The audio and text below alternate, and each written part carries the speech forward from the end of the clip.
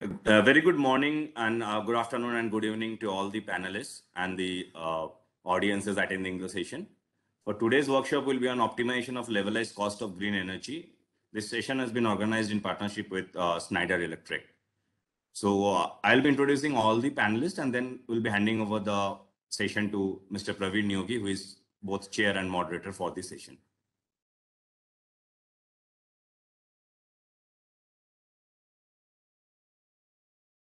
Our first panelist, Mr. Praveen Neogi, is chair and moderator for the session.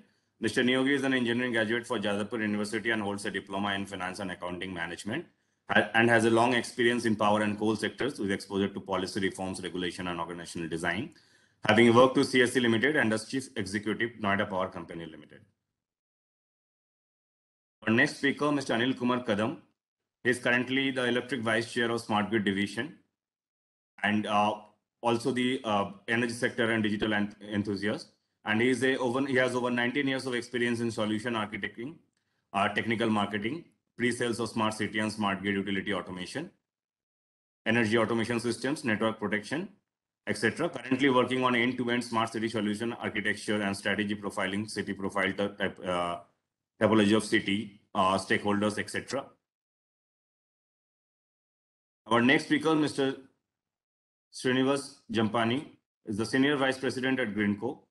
Mr. Jampani's responsibilities include strategy, global market, business development, digital transformation, and new business growth. He has over 14 years of experience in power and natural gas markets, trading and asset management, energy system modeling, and predictive analytics.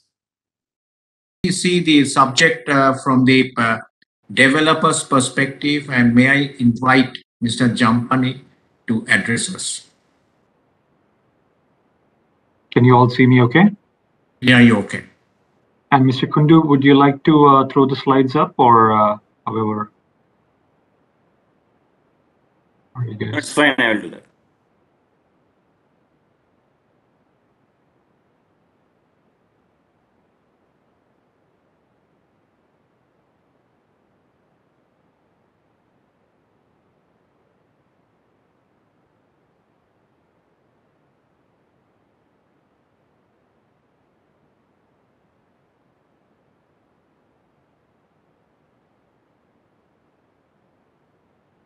Thank you very much. And thanks for the earlier introduction and for inviting me.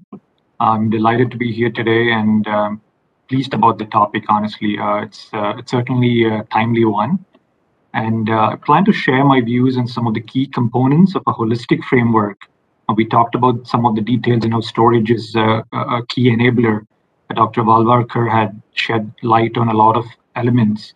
But in order to look at this in a holistic manner and optimize the levelized cost of green energy, I'd like to talk about some of the key components. And to deliver least cost, sustainable green energy amidst India's rising electricity demand, and doing this while safeguarding grid reliability, right? And it requires really a holistic approach.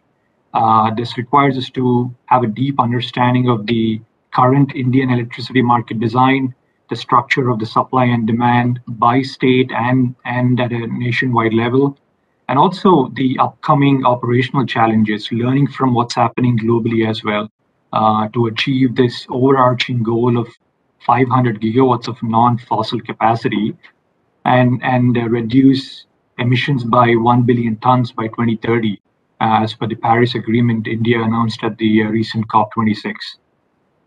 And as Mr. Neogi had outlined earlier, the traditional way to think about LCOE has been that a large portion of the costs, roughly about 70%, arises from capital cost and time to market, and another 10 to 15% from O&M efficiency, and the remaining from other OPEX, right? And Mr. Khadam also talked about the IT and OT digital system aspects and data being a gold mine. So those are really key components. And for the most part, in the last decade, we have seen reduction in LCOE from technology improvements and dramatic decline in costs for wind, solar, and storage. And I think in addition to this, the next wave of efficiency gains and LCOE optimization will come from technologies such as energy storage and flexible energy services, and a smart platform that can provide this to deliver least cost electricity while achieving the COP26 goals. And I'd like to focus a little bit on this. And the framework also has to take into account levelized cost of dispatchable green energy and not just green energy, right? Because we'd like to service a flexible demand when green energy is required the most based on economic value it provides and not just on an intermittent basis. Next slide, please.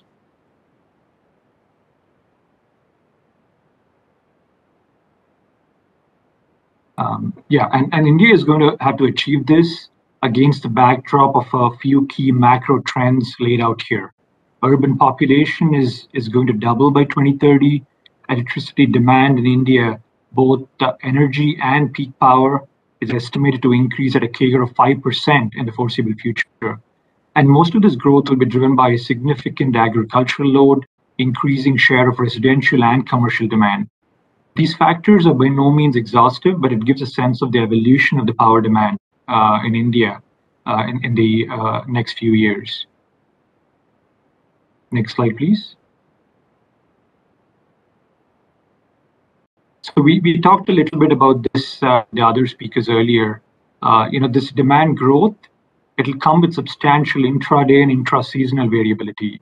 For instance, the average yearly max minus min demand gap has increased by 17 gigawatts with a CAGR of 14% per annum.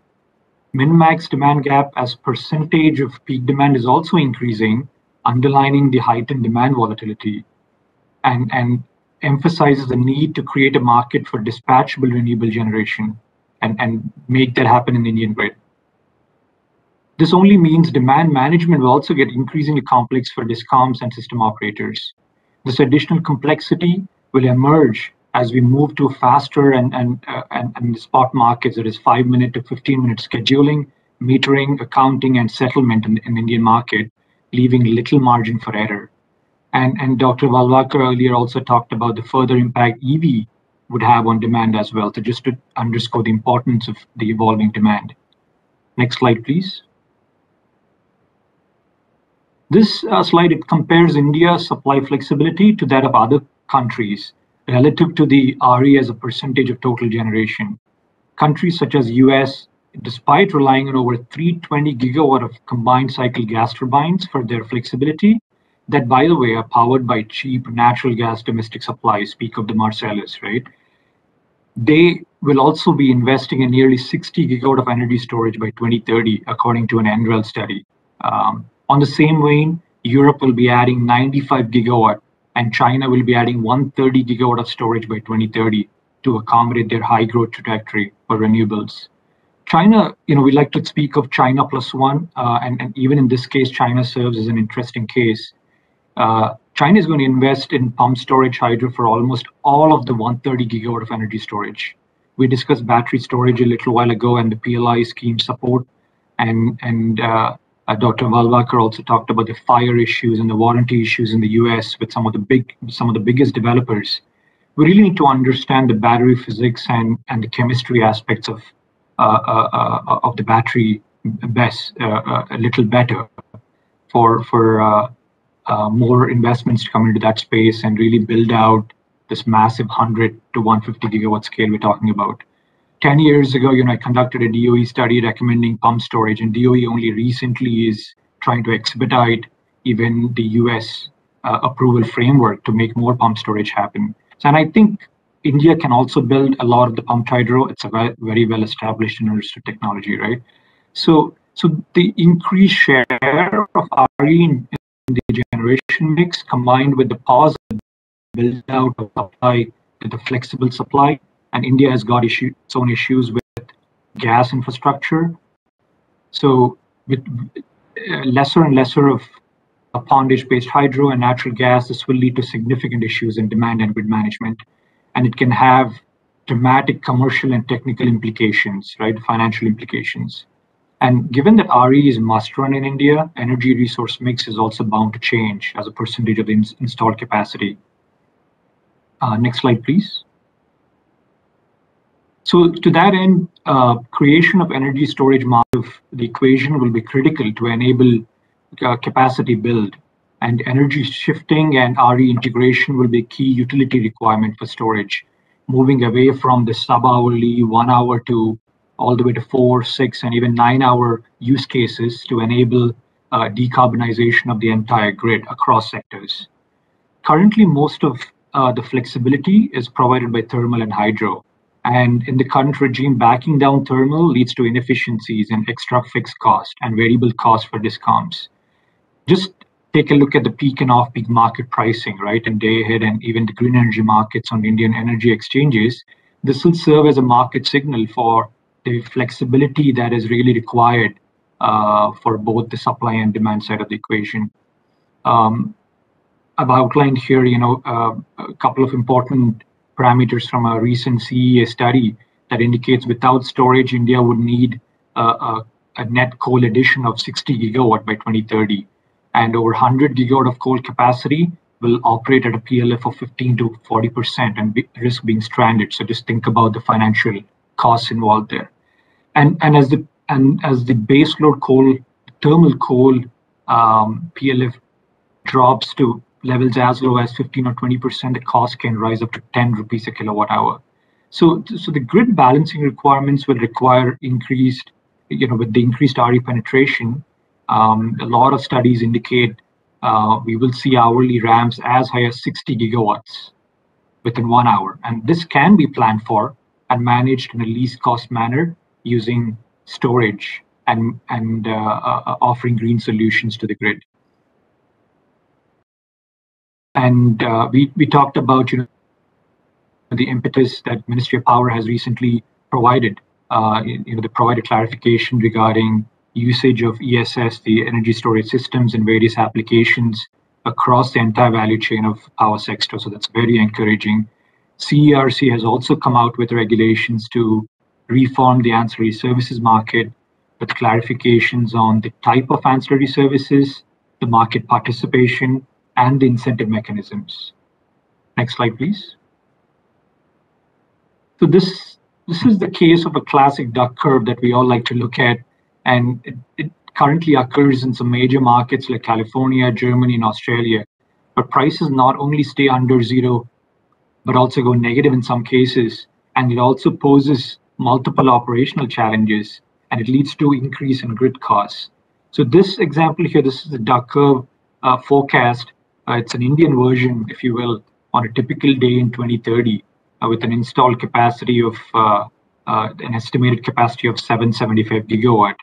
So in order to accommodate even a min load of 55% for coal plants in our existing stack, India will need a storage capacity of 120 gigawatt or 700 gigawatt hour with 6 hours of storage. So just this massive size of the problem, there has to be a lot of work done. And like Dr. Walwalkar said, we need to stop looking at slides and get capacity hitting the ground. Next slide, please. And at the same time, we need to ensure reliability of grid operations. This will necessitate robust wholesale energy markets and other services, including ancillary services and energy storage services. India will have to use techno-economic studies for load forecasting and to procure competitive technology and solutions for both resource adequacy and resource procurement, while incorporating the current environment, that multiple states have their own ways of looking at things, but we need to look at this in an integrated manner and as a nation as a whole. And India will also have to implement market reforms and participation rules for energy storage. We are definitely making a lot of strides in that aspect. This will really enable the LDCs also to ensure a smooth operation of the grid, even at higher RE levels. And as for wholesale markets, previously dominated by legacy long-term PPAs, we are moving from a market that has been rigid to a market with bespoke solutions, including peak supply, flexible supply, and even shorter-term PPAs. That will, in turn, allow market participants to grow deeper energy markets on the exchanges or what have you.